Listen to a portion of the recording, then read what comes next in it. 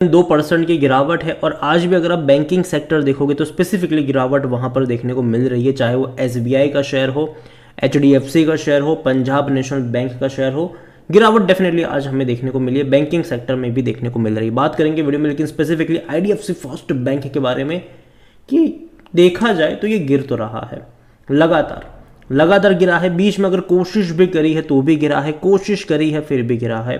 और अभी 75 रुपये का लेवल इंपॉर्टेंट भी है, तो बात करना बनता भी है कि यहाँ पर क्या सिनारियो देखने को मिल रहा है, सपोर्ट कहाँ पर है, क्या चांसेस बन सकते हैं यहाँ पर। देखिए वीडियो को शुरू करूँ उससे पहले अगर आपने अभी तक चैनल को सब्सक्राइब नहीं किया है तो प्लीज़ अभी इसे सब्सक्राइब कर लीजिए, क्योंकि आगे भी बहुत सारे वीडियोज़ हैं जो आपको काफ़ी ज़्यादा हेल्प करेंगे। तो 75 रुपये का शेयर है, एक महीने में ऑलरेडी तकरीबन 9.5% की गिरावट तो हम देख ही चुके हैं। अगर हम एक साल की बात करेंगे तो पिछले एक साल में 10% की गिरावट है, और 100 रुपीज़ से जो गिरावट शुरू हुई है वो रुकने का नाम ही नहीं ले रही। आप देखिए यहाँ पर लगातार गिरावट, देखो बीच बीच में इसने कोशिश तो करी है तेज़ी दिखाने की, कोशिश तो करी है, लेकिन हर बार गिरा है ये। और कहीं ना कहीं इनिशियल लेवल पर मुझे लगता है कि 70-75 के आसपास कहीं ना कहीं सपोर्ट बनना चाहिए। इनिशियल जो सपोर्ट है वो वहाँ पर बनना चाहिए। अगर वो नहीं बन पाया, अगर वो भी लेवल टूट जाता है तो जो नेक्स्ट लेवल यहाँ पर होगा वो 65 रुपये के आसपास आपको देखने को मिल सकता है। लेकिन अगेन अगर आप चैनल को रेगुलर फॉलो करते हो, मैं लंबे समय से बात कर रहा हूँ इस बैंक के ऊपर, जब से गिरावट हमें देखने को मिली है तब से मैं इसके ऊपर बात करूँ। मैंने ये ज़रूर कहा है कि मुझे ये बैंक पसंद ज़रूर है, लेकिन यहाँ पर मैं तेज़ी अभी एक्सपेक्ट नहीं कर रहा हूँ जब तक इसका मर्जर का प्रोसेस कंप्लीट नहीं हो जाता IDFC लिमिटेड के साथ। बहुत जल्दी इन दोनों का मर्जर होना है, और जब तक मर्जर का प्रोसेस कंप्लीट नहीं हो जाता इन दोनों का, तब तक मैं कोई बहुत बड़ी तेज़ी एक्सपेक्ट यहाँ पर नहीं करके चल रहा हूँ। क्योंकि देखो जब मर्जर होगा तब एक्चुअली में इसका वैल्यूएशन निकाला जाएगा कि भैया सस्ता है कि नहीं, क्या है, क्या सिनारियो है, और तब बात कर सकते हैं हम इसके ऊपर। तो यहाँ पर देखो लॉन्ग टर्म में डेफिनेटली ये गिरा है, अब कहाँ तक जाएगा ये मैं नहीं जानता हूँ, लेकिन दोबारा तेज़ी तब यहाँ पर देखने को मिलेगी जब मर्जर का प्रोसेस कंप्लीट हो जाएगा, उसके बाद जब इसको इवैल्यूएट करा जाएगा। लॉन्ग टर्म के लिहाज से मुझे खराब नहीं लगता, लेकिन शॉर्ट टर्म के लिहाज से मैं ज़रूर मान रहा हूँ कि ट्रेंड तो इसका नेगेटिव ज़रूर है। और जहाँ तक बात करें अभी हाल फिलहाल में इन्होंने तकरीबन 3,200 करोड़ रुपये रेज भी करे थे इक्विटी के जरिए, LIC के थ्रू, और 5 और भी लोग थे जिनके थ्रू इन्होंने ये पैसा रेज करा है। और सबसे बड़ी बात पता है क्या है, किस प्राइस पे करा है? अगर आप देखोगे तो तकरीबन 80.63 रुपीज़ पर शेयर के हिसाब से इन्होंने 3,200 करोड़ रुपए रेज करे हैं। अब किन के जरिए? एक LIC है यहाँ पर, HDFC लाइफ इंश्योरेंस है, आदित्य बिरला सन लाइफ इंश्योरेंस है, बजाज आलियांस लाइफ है, और ICICI लंबार्ड के through and SBI general insurance.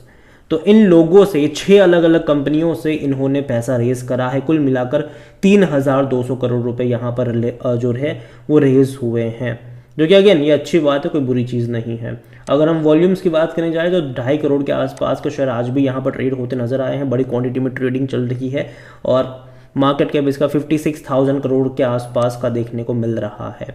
Company को लेकर अगर हम बात करने जाए तो according to Moneycontrol user 50-50 का रेशियो है। 50% लोग कह रहे हैं खरीदारी करो, 50% लोग कह रहे हैं बेचो और भाग जाओ यहाँ से। और जहाँ तक इनके डिविडेंड के बारे में अगर मैं बात करूँ तो देखिए ये पे नहीं कर रहा है, लेकिन मुझे लगता है कि शायद अगले साल से डिविडेंड पे आउट कर सकता है। रीज़न सिंपल सा है कि रिजल्ट्स इनके पिछले कुछ क्वार्टर में इनके प्रॉफिट्स अच्छे हो रहे हैं। लेकिन अगर हम जून क्वार्टर के नंबर की बात करें तो बहुत जल्दी इनके रिजल्ट्स आने वाले, 27 तारीख को रिजल्ट्स आने वाले हैं इनके, आज 24 तारीख हुई है, 3 दिन बाद इसके रिजल्ट्स है। और रिजल्ट्स बहुत ज़्यादा इंपॉर्टेंट होने वाले हैं कि कैसे आएंगे, क्योंकि देखिए उम्मीदें तो अच्छी है। पिछले कुछ क्वार्टरों में अगर आप देखो तो रेवेन्यू में ग्रोथ है, प्रॉफिट में उस तरीके का ग्रोथ हमें देखने को नहीं मिला। इस बार देखते हैं कि प्रॉफिट में उस तरीके की तेज़ी आ पाती भी है कि नहीं। और जहाँ तक इनके वैल्यूएशन की बात करें तो 19 का पी है इसका, जो कि थोड़ा सा महंगा सेक्टर पी 17 के मुकाबले।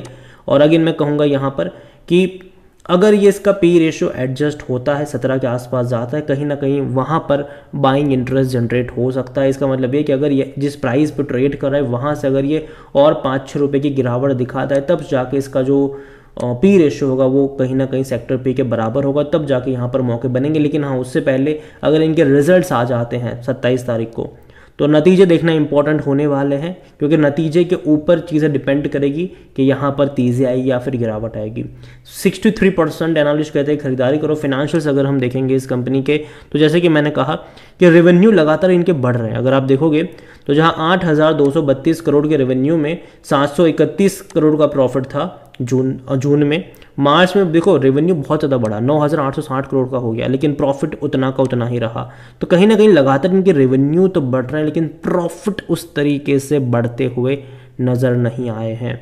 वैसे अब यस बैंक ने भी अब अच्छा प्रॉफिट कमाना स्टार्ट कर दिया, तो कहीं ना कहीं उम्मीद है इससे भी है मेरी कि आने वाले कुछ क्वार्टर में, अभी जब नेक्स्ट क्वार्टर के नंबर आएंगे जून के, तो एटलीस्ट ये जो प्रॉफिट है ये 800-900 करोड़ के आसपास होना चाहिए। अगेन ये मेरा अनुमान है, मैं ये नहीं जानता कि उतना ही होगा, मुझे लगता है कि उतना होना चाहिए, तब इसके लिए पॉजिटिव होगा। अगर नहीं आया, अगर वापस यही 730 या 740 करोड़ के प्रॉफिट दिखाना शुरू करे, तो वो एक नेगेटिव साइन होगा और कहीं ना कहीं फिर एक करेक्शन यहाँ पर पॉसिबल होगा। तो डिपेंड करेगा 27 तारीखों के रिजल्ट्स कैसे आते हैं, और उसके आधार पर मुझे लगता है कि बहुत सारी चीज़ें आपको देखने को मिलने वाली है। और दूसरी, मैं पहले ही बोल चुका हूँ कि जब तक मर्जर का प्रोसेस यहाँ पर कंप्लीट नहीं हो जाता है, तब तक मैं इमीडिएट बेसिस के ऊपर कोई बहुत बड़ी तेज़ी एक्सपेक्ट यहाँ पर नहीं कर रहा हूँ। लेकिन हाँ, मर्जर का प्रोसेस जब कंप्लीट हो जाएगा, तब शायद यहाँ पर चीज़ें बेहतर आपको देखने को मिलेगी, तब इसको इवैल्यूएट भी करा जाएगा, उसके बाद देखा जाएगा कि सिनारियो क्या बन के निकल कर आ रहा है। और जहाँ तक शेयर होल्डिंग के बारे में देखें, तो जो प्रमोटर की होल्डिंग है वो 35.39% की है।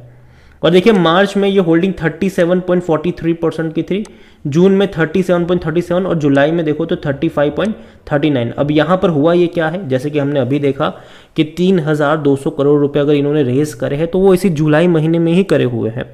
तो अगर आप जून में जहां डोमेस्टिक की होल्डिंग 4.40% की थी, आज वो बढ़कर 9.47% पर हमें देखने को मिल रही है। तो बहुत बड़ी क्वांटिटी में खरीदारी हुई है। हालांकि म्यूचुअल फंड्स की 3.53% की होल्डिंग 3.34 हल्के से बिकवाली हुई है। एफआईज ने भी हल्के से बिकवाली करी है, 21.02% से 19.91 पर आ गए। तो देखा जाए तो डोमेस्टिक इंस्टीट्यूशन ने बहुत बड़ी खरीदारी करी, प्रमोटर ने बेचा, म्यूचुअल फंड्स ने बेचा, एफआईएस ने बेचा। हालांकि जो प्रमोटर ने बेचा वो तो अच्छा है कि चलो इन्होंने पैसा रेज करा है, इसलिए है यहाँ पर। और सबसे बड़ी बात, रिटेल इन्वेस्टर्स ने भी बेचा है। 16.51% की जो होल्डिंग थी छोटे निवेशकों की, वो घट के 15.64% पर आ गई। तो रिटेल इन्वेस्टर्स ने भी बेचा है, हर किसी ने बेचा। इवन अदर पार्टीज की होल्डिंग जो पहले 17.16% की थी, उनकी भी घटी है 16.26%। तो सब ने बेचा, प्रमोटर ने बेचा, म्यूचुअल फंड्स ने बेचा, एफआईज ने बेचा, रिटेल ने बेचा, अदर पार्टीज ने बेचा। खरीदार एक ही रहा और बड़ी क्वांटिटी में खरीदारी करी, वो थी डोमेस्टिक इंस्टीट्यूशंस। चाहे वो एलआईसी हो, चाहे जो हमने आदित्य बिरला करा, हमने आदित्य बिरला का नाम ले भी जो आर्टिकल्स में हमने देखा, तो इन लोगों ने जम की खरीदारी करी। 3,200 करोड़ रुपए रेस करे थे उसके जरिए, और इन्होंने खरीदारी भी करी हुई थी। देखिए ओवरऑल अगर मैं बात करूं आईडीएफसी फर्स्ट बैंक की, तो देखिए इसका ग्राफ जो है, तेजी आती है तो लगातार आती है, गिरावट आती है तो भैया लगातार आती है। दोबारा तेजी बनी, यहाँ पर गिरावट का दौर चल रहा है। देखो मैं अगेन कहूँगा कि मुझे बैंक पसंद है, लेकिन मर्जर का प्रोसेस कंप्लीट नहीं होता तब तक मैं कोई बहुत बड़ी तेज़ी एक्सपेक्ट नहीं कर रहा हूं। मुझे लगता है कि यहाँ पर जो बाइंग इंटरेस्ट जनरेट होगा वो शायद 70 रुपये के नीचे अगर ये शेयर जाएगा, वहाँ से हो सकता है, वहाँ से शायद 10% के डिक्लाइन पर बाय ऑन डिप्स के जो मौके हैं वो आपको यहाँ पर ढूंढने चाहिए। अगेन ये मेरा पर्सनल ओपिनियन है, कोई भी इन्वेस्टमेंट एडवाइस नहीं है ये। वीडियो को यहीं पे एंड करता हूँ। पसंद आया हो तो लाइक करें, शेयर करें, चैनल पर अगर पहली बार हैं तो प्लीज़ सब्सक्राइब करें। और आईडीएफसी फर्स्ट बैंक के बारे में आप क्या सोचते हैं वो भी आप मुझे कमेंट में लिखकर बता सकते हैं। इसके अलावा अगर आप चाहते हैं कि मैं किसी और बैंकिंग शेयर के ऊपर भी वीडियो बनाऊँ तो कमेंट में उसका नाम लिखेगा। जितनी